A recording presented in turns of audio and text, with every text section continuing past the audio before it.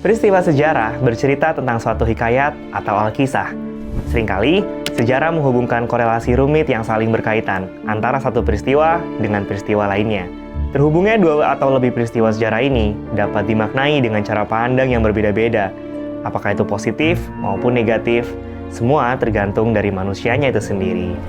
Jauh sebelum terjadinya konflik Hamas dan Israel di tahun 2023 ini, sejarah leluhur mereka sendiri telah melalui interaksi sangat rumit.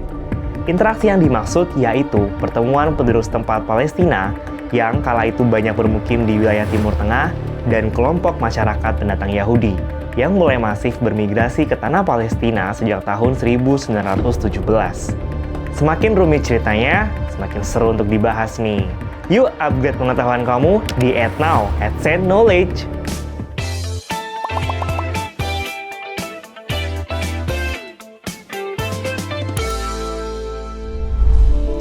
70 tahun sudah berlalu, sejak terakhir peristiwa Nakba terjadi di tahun 1948. Istilah Nakba populer digunakan sejak terjadinya Perang Palestina yang pertama. Perang ini merujuk pada konflik bersenjata antara militer Israel dengan negara-negara tetangga Arab di sekitarnya, termasuk Palestina. Perang dimulai pada tanggal 14 Mei 1948 atau setelah deklarasi berdirinya negara Israel di wilayah Timur Tengah. Sehari kemudian, tidak kurang dari gabungan tentara-tentara Lebanon, Suriah, Yordania, Mesir, dan Irak melakukan penyerbuan ke wilayah konflik Israel. Hanya saja, perang ini berakhir dengan kemenangan Israel dan berdampak dengan tercabutnya status penduduk Palestina sebagai pemilik tanah yang sah. Istilah Nakba merupakan ejaan dari bahasa Arab yang berarti bencana dan dikenal juga sebagai malapetaka Palestina.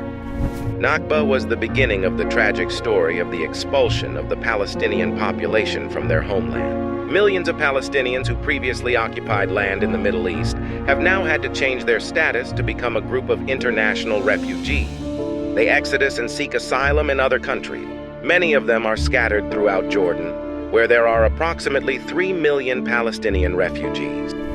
Jumlah ini tidak termasuk dengan mereka yang memutuskan untuk tetap tinggal di wilayah sendiri, seperti di jalur Gaza dan tepi barat, yang totalnya mencapai 4 juta penduduk.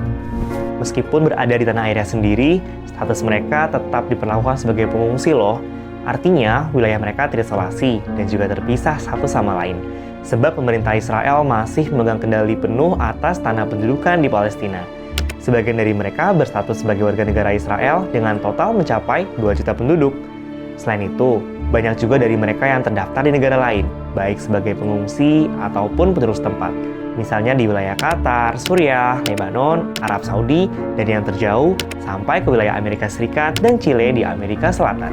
Berdasarkan catatan sejarah, peristiwa Nakba dapat dikatakan sebagai pintu gerbang pertama dari rangkaian peristiwa krisis Gaza di tahun 2023 ini.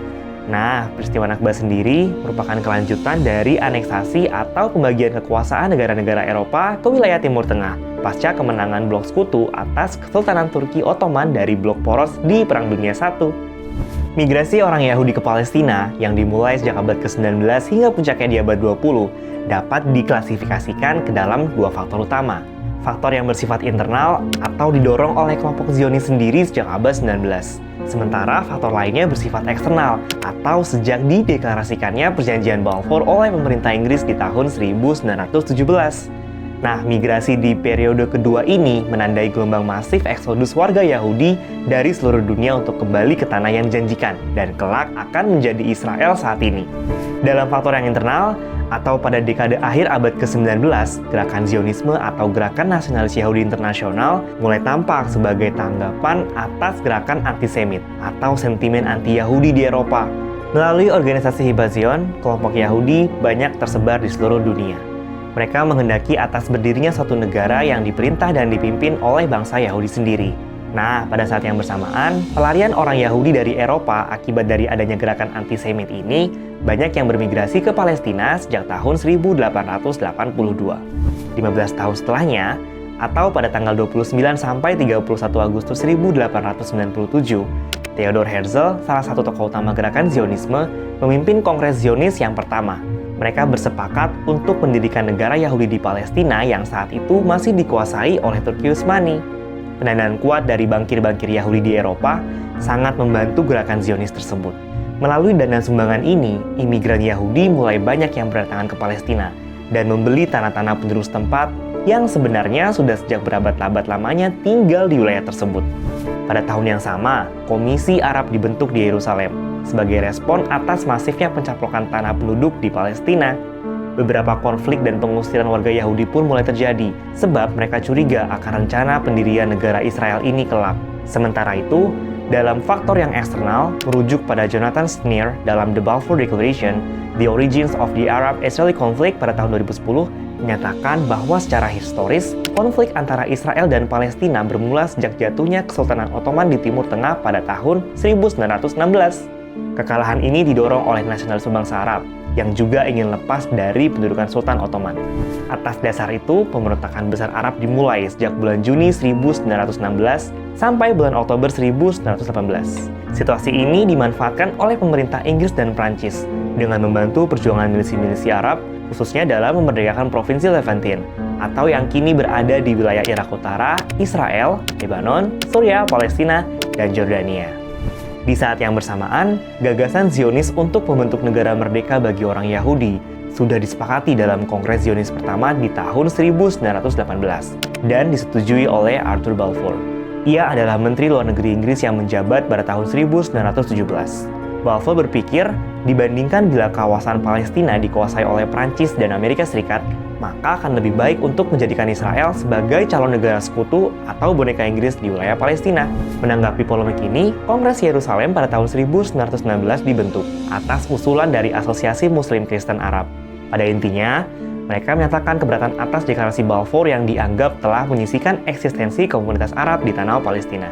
Hanya saja, kegigihan Inggris untuk memberikan ruang bagi komunitas Yahudi di Palestina semakin menjadi nyata, seiring terwujudnya perjanjian Clemenceau-Lloyd-George di tahun 1918. Perjanjian ini melegitimasi kekuasaan Inggris atas wilayah Palestina, atau yang di kemudian hari dikenal sebagai Mandat Britania di Palestina.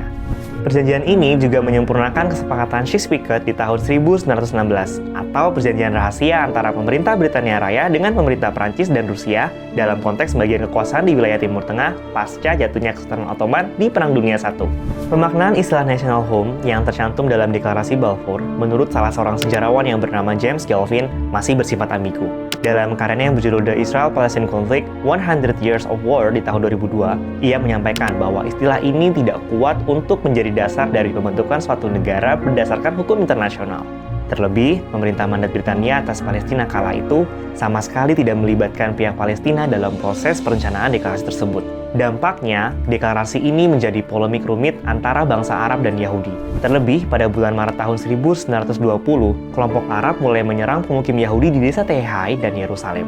Pembentukan milisi-milisi Yahudi seperti Haganah dan Irgun di tahun 1920-an hingga 1930-an juga berhasil menebar teror terhadap desa-desa Arab di Palestina. Konflik dua kubu yang tidak dapat ditengahi oleh Inggris ini mulai memuncak pada pertengahan tahun 1930-an. Saat itu, dua ulama Palestina yang bernama Izzuddin Al-Qassam dan Amin Al-Husseini melancarkan demonstrasi massal. Namun, pemerintah Inggris menanggapi aksi ini dengan sangat represif hingga berdampak dengan gugurnya 19.000 warga Arab setempat. Selepas peristiwa berdarah ini, kebijakan pemerintah Inggris mulai sedikit melunak. Pada tahun 1939, pemerintah Inggris melalui penandatanganan White Paper mengeluarkan kebijakan tentang pembatasan imigran Yahudi dan juga menolak pembentukan negara khusus hanya untuk etnis Yahudi saja. Dalam perkembangannya, pendirian negara baru kelak harus melalui persetujuan warga Arab Palestina.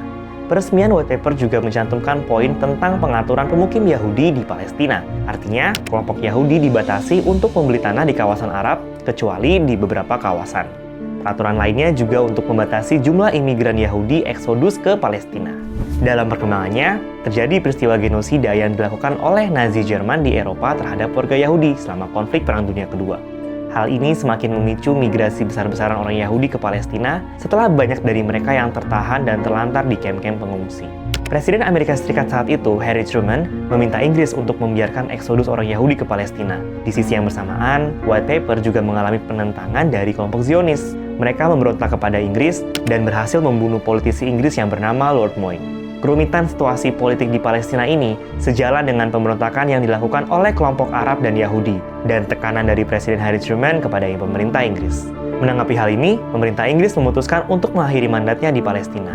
Mereka menggelar jajak pendapat dari 11 negara di PBB melalui Komite Khusus PBB untuk Palestina atau yang dikenal dengan UNSCOOP pada 15 Mei 1947. Hasilnya, Australia dan Kanada merekomendasikan pembentukan negara-negara Arab dan Yahudi yang merdeka dengan status kota Yerusalem berada di bawah otoritas internasional. Sementara 3 negara lainnya, Iran, India, dan Yugoslavia, menyarankan pembentukan negara federal yang berisi negara-negara Arab dan Yahudi. Nah, singkat cerita, pada tanggal 29 November 1947, PBB mengeluarkan resolusi 181 yang membagi Palestina menjadi 2 negara. Resolusi ini diterima oleh komunitas Yahudi, namun ditolak keras oleh komunitas Arab. Etnis Yahudi, yang saat itu hanya berjumlah 33% dari total populasi dan memiliki secara sah tanah Palestina sebanyak 7%, diberikan wilayah negara seluas 56% dari wilayah mandat Palestina.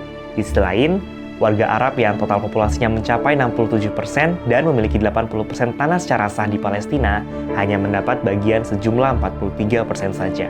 Pada puncaknya, terjadi gelombang kekerasan di tahun 1948. Warga Arab yang menilai resolusi PBB ini tidak adil kerap melakukan aksi protes. Sementara itu, gerakan Zionis mulai melakukan ekspansi ke berbagai desa di Palestina. Misalnya seperti yang terjadi di Deir Yassin, dekat Yerusalem. Pada 10 Maret 1948, para pemimpin Zionis atas usulan David Ben-Gurion menyepakati suatu rencana taktis yang bernama Dalet Plan. Rencana ini adalah aksi terencana dalam pembersihan etnis terhadap warga Palestina dan mendeklarasikan berdirinya negara Yahudi bernama Israel di tanah Palestina. Proklamasi Israel memicu tanggapan dari negara-negara Arab dan relawan pejuang di Palestina.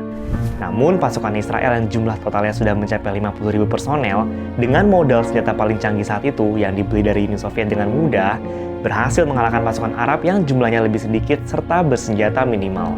Israel lalu menguasai sebagian besar Palestina, sementara Yordania mencaplok tepi barat dan Mesir menguasai jalur Gaza. Gerakan Zionis ini menguasai 78% wilayah bersejarah Palestina. Sisanya, yang sebesar 22% dibagi menjadi wilayah yang sekarang menjadi wilayah pendudukan tepi barat dan jalur Gaza yang lokasinya diblokade secara ketat. Nah, seiring dengan Perang Arab-Israel di tahun 1948, negara Zionis mulai menjalankan pembersihan etnis berupa pengusiran sekitar 800.000 warga Arab Palestina dari kampung halaman. Peristiwa inilah yang kemudian dikenal dengan nama Nakba atau malapetaka di Palestina. Sejak saat itu, nasib dari ratusan ribu atau bahkan jutaan pengungsi Palestina ini kemudian tersebar ke banyak wilayah, termasuk di Gaza, tepi barat, Lebanon, Suriah, Mesir, dan negara-negara di luar Timur Tengah, seperti Chile dan Amerika Serikat. Nah, gimana Sobat AdSense? Rasa penasaran kamu sudah terjawab? Jangan lupa follow semua media sosial AdSense.id. Sampai jumpa di topik-topik menarik berikutnya. Salam pintar!